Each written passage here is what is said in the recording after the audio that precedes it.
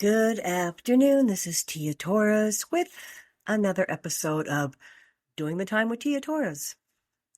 So I wanted to somewhat continue the conversation that we were having in the previous episode. But let me take a little step back for a second. And I want to talk about something that, or not something, but a label that seems to follow me around, and it all plays into this. Okay.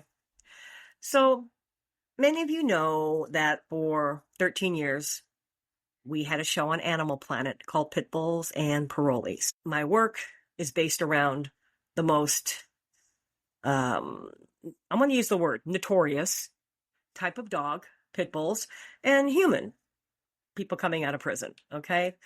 And at the surface, when the show first came out, people assumed it was going to be about guys getting into fights and dogs attacking each other, and nothing could be further from the truth. It was about rehabilitation, redemption, giving second chances. Let's go with that one. Let's go with that term, second chance. Because it seems to have been a label that has stuck on me for many years. And I tend to think people misuse it and overuse it. It's gotten to the point where it's a little bit of a ugh feeling when I hear it, associated with my name. And let me explain where I'm going with this. Dogs, as far as we know, are not vindictive. They're not malicious. They don't seek revenge. They are not psychotic. And I'm saying this for a reason. When we get a dog in for bad behavior into our rescue, meaning it's bitten somebody, it's attacked somebody, you want to say, oh my gosh, this poor dog deserves a second chance. And the answer is, well, within reason, okay? But first we need to figure out why this dog did what it did, which of course is very difficult because dogs don't speak human. So all we can do is try to hope that our knowledge of dog behavior and figuring out the actual scenario that brought the dog to this point is what helps us determine if this dog is salvageable and safe to go out into the community to get a new home. Now, there have been times when I've seen a dog, and I'm going somewhere with this, guy, so just bear with me. I've seen a dog brought in to an animal shelter, and because it's severely harmed a child. I've seen dogs brought into the shelter that have killed a child. That's extreme. That's extreme. Okay? Now, do I know the details behind it? No. It's just, there's no such thing yet as like a dog detective that will actually go out there and analyze what happened. And that's a whole nother show or topic I wanted to talk about, which is like a CCSI investigator, like a canine crime scene investigator who actually will go out there and figure out what happened. I think it would be a cool ass thing to do, but there isn't. You have like an animal control officer, and most of the time they're not qualified in serious dog behavior. So we don't know. We just know that maybe this dog killed this child. This dog mauled this child. And I'm using this as an example. So you then have to go, the dog seems friendly to me, but can you ever fully trust that dog? I don't know. Like I said, the only thing I can say with certainty is that dogs, as far as we know, do not have that malicious intent, that vengeful and it's usually sparked by something that happened around them, or in some cases it could be genetic, meaning they're wired wrong, bad breeding. Okay, so there's a lot of components that can cause a dog to do what they do. Okay. So second chances with dogs, although it sounds so romantic, doesn't necessarily work the same with humans. Okay? Let me explain why. When a human does something horrific, okay, we can communicate. We can talk about it. We can ask them questions. We can dig into their background. We can see how they were raised. We can see all kinds of things.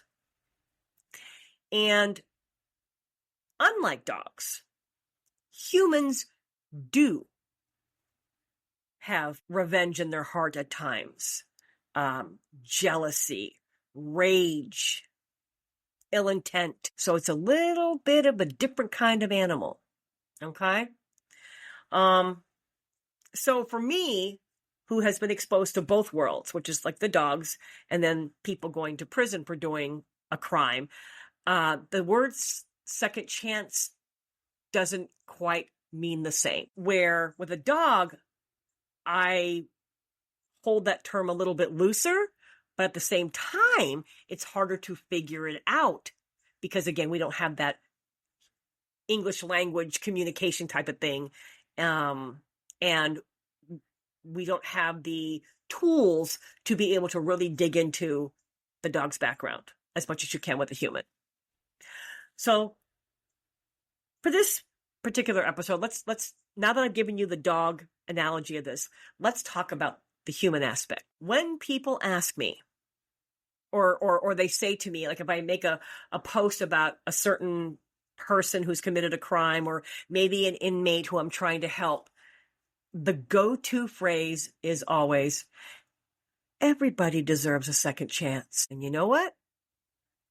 My answer is not what you would think, because I don't believe that is true. Let's talk about this, because I hinted to it on the last episode when we began to talk about the Menendez brothers.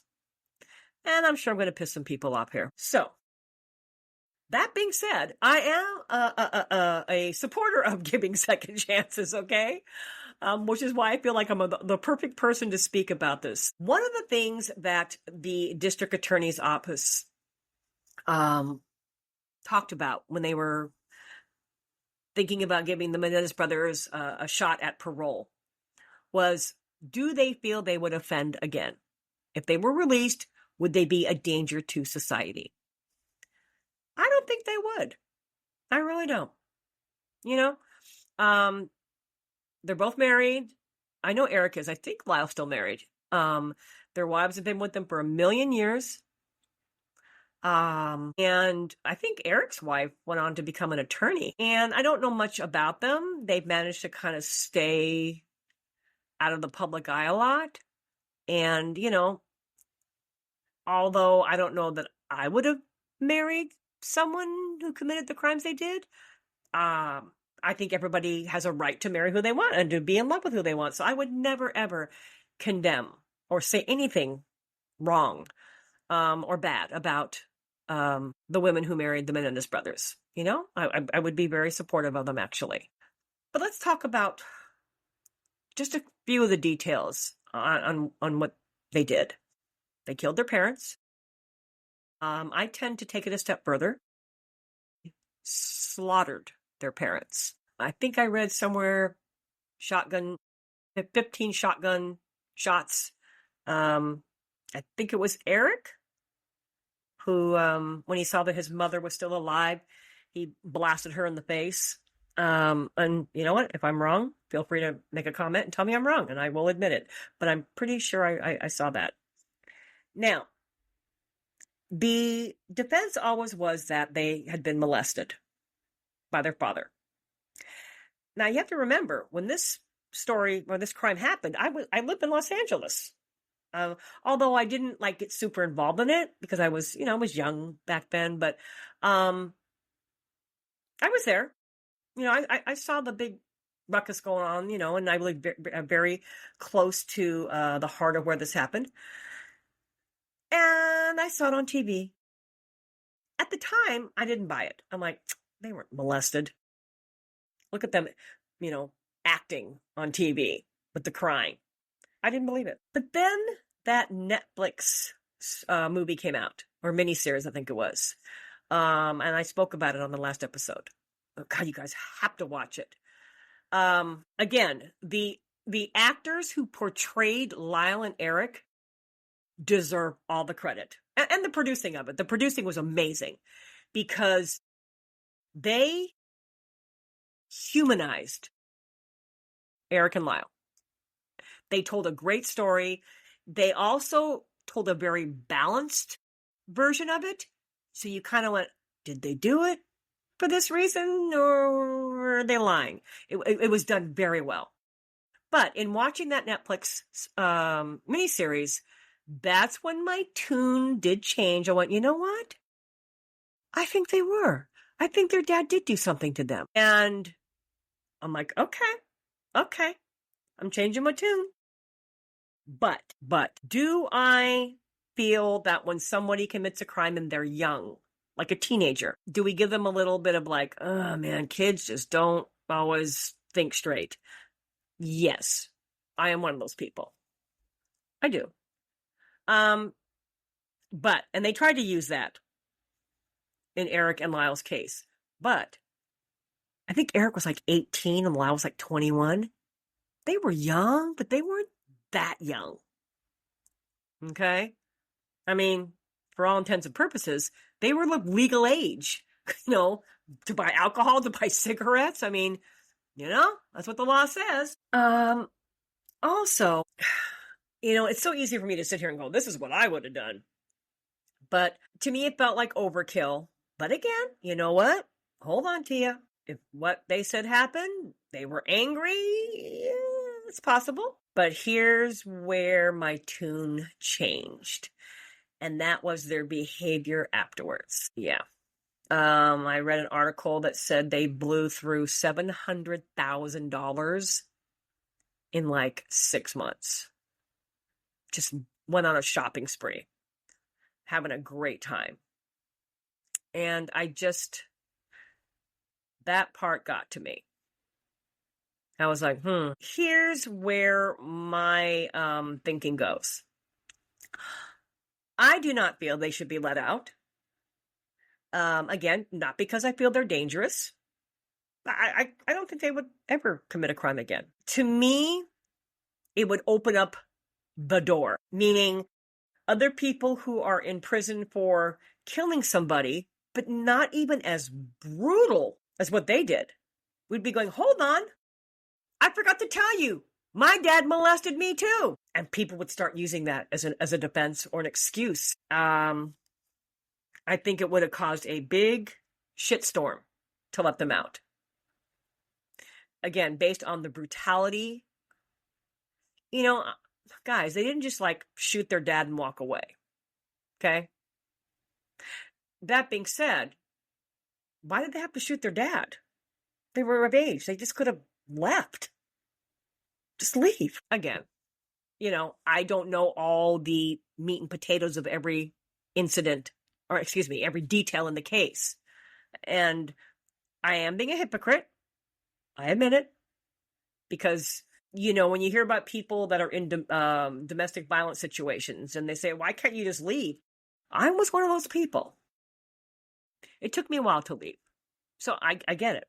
Maybe their dad had this power over them and they just were too scared to leave. I don't know. So all emotion aside, let's remove the emotion. Let's remove my opinion and just get down to that opening of the door. Meaning, if they were to be let out, I think legally it would cause a shitstorm. For past cases where people would then start coming up with that excuse to try to have their case reheard, and for future crime of somebody who offs one of their parents and says, I did it because he or she molested me. And I do feel bad saying that. From what I've heard, Eric and Lyle are very nice people. Or, I mean, with the exception of what happened. But when do we say, hey, this is a little bit more than just killing somebody? Today, a story came across my feed that Tennessee just set the date for execution for the state's only woman on death row. And this is a crazy story. Her name is Krista Pike. And she actually received the death sentence at the age of 18 in the 1995 torture slaying of Colleen, a woman named Colleen Slemmer, who was a fellow Job Corps student. And Colleen was beaten, stabbed by Krista Pike and her then boyfriend, Tadaro Ship, if I'm pronouncing it right, on the University of Tennessee's agricultural campus. But listen to the details, okay? And this is a really good one to talk about. They carved a pentagram into her chest, and then Krista Pike took a piece of the victim's skull for a souvenir. Yeah, crazy. See, wow. Now, she was 18. I don't know when her date's been set yet. I guess there was a stale, they stopped the death penalty for a few years, and so they reenacted it, and so I guess she's got a date coming. Now, here's where I'm going to be a hypocrite again, and I'm going to get super controversial on this one, because I'm not going to be able to give you all the details. I know of a woman who went to prison. She was also young, but she was an actual teenager. And she was put in prison for a pretty brutal beating and killing somebody, robbing this woman. And they resentenced her because she was put in prison as a young girl. I want to say like 16. And after, I think, 20-some years, they let her out. And I know her. And she's the sweetest thing you've ever met. Okay, crazy, right? So, when is a second chance worth taking? How brutal does the crime have to be or not be? Am I a hypocrite because the person I know is just a sweet woman now? Food for thought, everybody. Right? So it's that second chances. I'm going to say it again. No. Everybody, in my opinion, does not always deserve a second chance. And I'm going to leave you with this. If you feel that is true, would you have ever wanted Charlie Manson or Jeffrey Dahmer or the Night Stalker as your next door neighbor? Okay, well, this is Tia Torres signing off for this episode. And remember, when they do the time, so do we.